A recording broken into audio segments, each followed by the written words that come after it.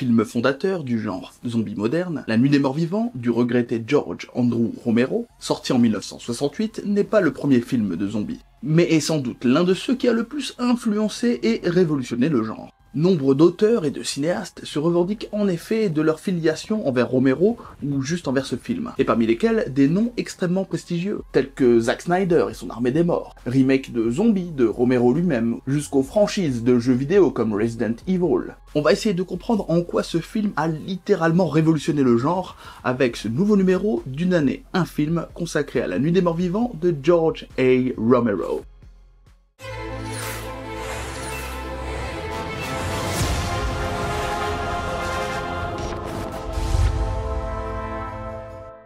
Salut à tous et à toutes les expressistes, j'espère que vous allez bien et que comme d'habitude vous vous gavez de cinéma. Aujourd'hui on revient dans ce nouveau numéro d'une année un film sur La Nuit des Morts Vivants de George A. Romero, un véritable succès critique et médiatique à l'époque en 1968. Le film met en scène un frère et une sœur, se rendant au cimetière dans le but de déposer une gerbe de fleurs sur la tombe de leur père. Alors qu'ils se remémorent leurs jeux enfantins, de l'époque où ils s'amusaient à se faire peur, l'homme prend un malin plaisir à crier à tue-tête à sa sœur « Ils peuvent venir te chercher, Barbara !» La jeune femme est passablement agacée et effrayée, mais ce qui aurait pu s'arrêter à ce jeu puéril prend alors une tournure inattendue.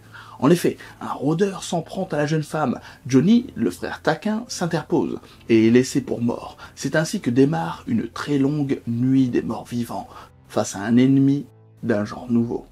En effet, le zombie est un mythe originellement vaudou, provenant d'Haïti, laissant une large place au mysticisme et aux croyances ancestrales locales. Dans cette mythologie, le zombie est la victime d'un sort puissant lui faisant perdre son libre arbitre, et l'obligeant à exécuter les 4 volontés de son maître. La victime, au départ victime, peut s'avérer également coupable, puisqu'elle peut commettre des crimes sous l'emprise mentale et pseudo-magique de son manipulateur selon le degré de malveillance de celui-ci. Avec son film, Romero s'empare du mythe et le réadapte à sa façon, innovant et créant de véritables codes devenus depuis les modèles du genre.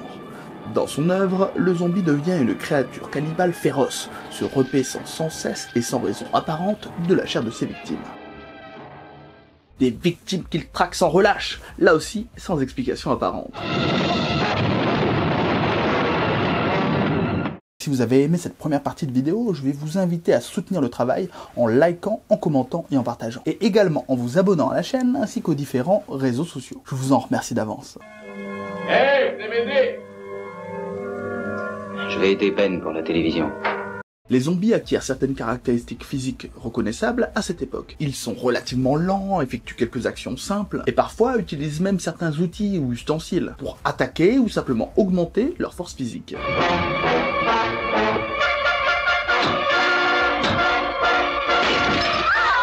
Les morts-vivants prennent également l'habitude d'attaquer en groupe.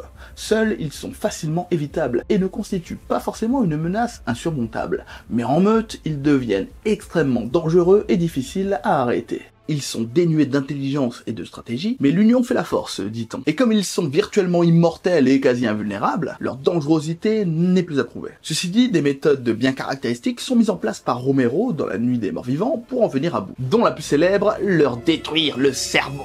Le centre de survie du Pentagone nous informe à l'instant que l'on peut abattre ces êtres avec une balle dans la tête ou un violent coup sur le crâne. Le feu peut également suffire dans cette version. Ce qu'il faut, c'est sortir les cadavres dehors, dans la rue, et les faire brûler. C'est comme ça qu'il faut procéder. Les arroser d'essence et les faire brûler. Mais la destruction du cerveau reste le moyen le plus sûr et le plus efficace. D'autant que si on ne le fait pas, la créature continuera de bouger, même privée de ses membres.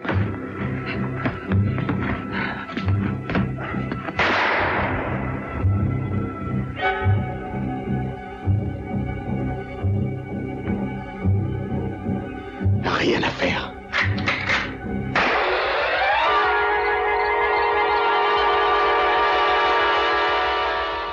D'ailleurs, ces méthodes de destruction sont découvertes durant le film, et dispensées par les médias mobilisés pour informer la population et tenter à sa façon d'aider à l'endiguement de l'épidémie. La radio, puis la télévision, relaient en quasi temps réel les dernières découvertes concernant les créatures, les moyens de s'en défaire, ou encore les différents points de ralliement où les survivants peuvent se réfugier. Bref, tous les schémas modernes du zombie et du début de pandémie zombie sont mis en place dans ce film, et seront repris à maintes et maintes reprises par la suite dans les films basés sur des pandémies. Pandémie zombie ou non d'ailleurs. Removing the head or destroying the brain. Beaucoup voient à travers ce long métrage une métaphore de la société de consommation.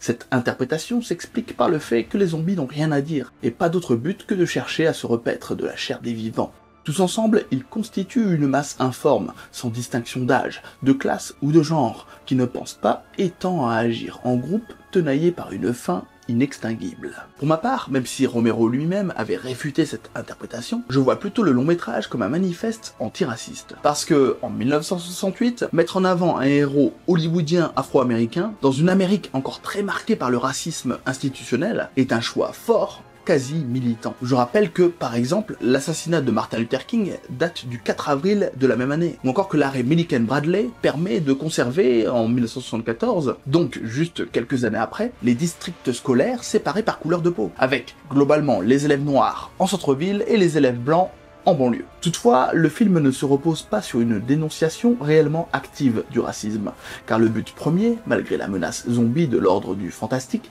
semble plutôt d'offrir une histoire réaliste, que ce soit dans la violence générale affichée, autant que dans sa fin cruelle et désillusionnée. Mais je ne vais pas vous parler ici de la fin, histoire de vous laisser la surprise si vous n'avez pas encore vu le film. En tout cas, ce réalisme s'exprime aussi à différents degrés. La quasi-unité de lieu, permise par le huis clos, donne un sentiment d'oppression et augmente la tension psychologique sur le spectateur. Les personnages sont pris au piège, dans une véritable ratière, face à une menace qu'ils ne connaissent pas et qu'ils ne comprennent pas forcément, dans une maison recelant ses propres cadavres, non loin d'un cimetière bourré de zombies. La maison constitue même, en un sens, une sorte de prolongement du cimetière, puisqu'elle deviendra un véritable tombeau. Mais je ne vous en dirai pas plus là aussi pour ne pas vous gâcher les surprises. Ici, en tout cas, l'impression que n'importe quel personnage peut mourir est probante, et ajoute sa part à ce sentiment de malaise et de peur.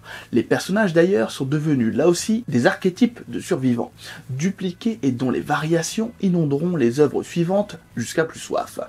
On a la jeune fille éplorée et choquée, la figure héroïque débrouillarde, rusée et extrêmement brave, les jeunes amoureux innocents et volontaires, et la famille dotée d'un père autoritaire, couard et persuadé de détenir la vérité, ainsi qu'une mère effacée, en presque rébellion vis-à-vis de son époux, et une fille malade, car mordue par l'une de ces choses. Bref, si tous ces types de personnages vous semblent familiers, c'est tout à fait normal, et ça provient donc de ce film, une véritable référence. Est-ce que tu sais ce qui se passe dehors? Ce n'est pas le moment de sortir, crois-moi. Mon frère, vous ne comprenez pas mon frère. Ton frère est mort. Non, mon frère n'est pas mort.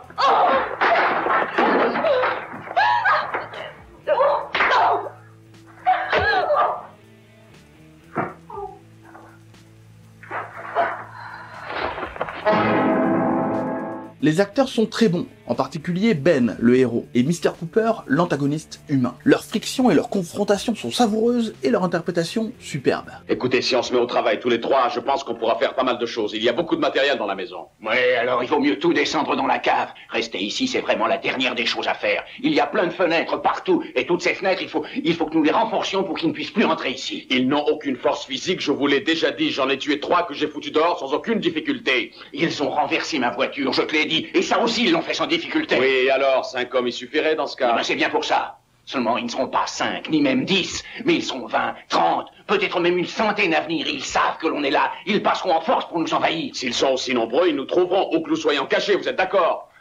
Non. Le premier est pragmatique, courageux et dégage une envie de vivre et de se battre au-dessus de la moyenne. Quant au second, il cherche avant tout à protéger sa famille, une ambition tout à fait louable, ce qui empêche de le détester totalement.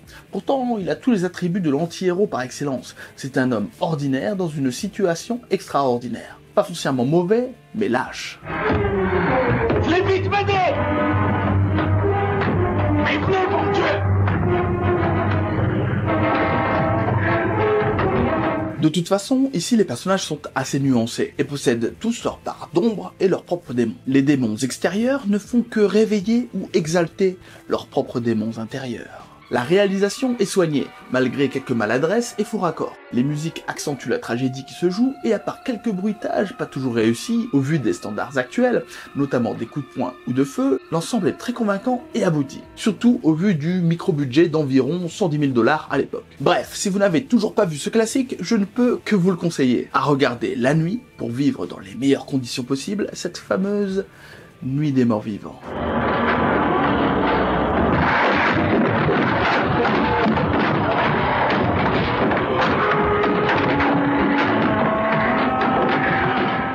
Et voilà, les expressistes, ce nouvel épisode d'une année un film est à présent terminé. J'espère qu'il vous a plu, si c'est le cas, je vous invite à mettre un pouce vers le haut, à commenter et à partager cette vidéo. Et également à vous abonner à la chaîne, ainsi qu'aux différents réseaux sociaux de la chaîne. Je précise que le but n'était pas d'être exhaustif, mais de vous présenter ce film à travers un axe bien précis. Ici, la révolution des codes du genre horreur déclenchée, et surtout de vous donner envie de voir le film. Si vous souhaitez poursuivre l'expérience Avicenne Express, je vous invite par exemple à vous rendre sur cette playlist, Une année un film, où je parle notamment de M le maudit de Fritz Lang de 1931. J'espère que ça vous plaira, et je vous dis donc à très bientôt, et surtout, allez voir des films et des séries, et à très vite. Ciao les expressistes.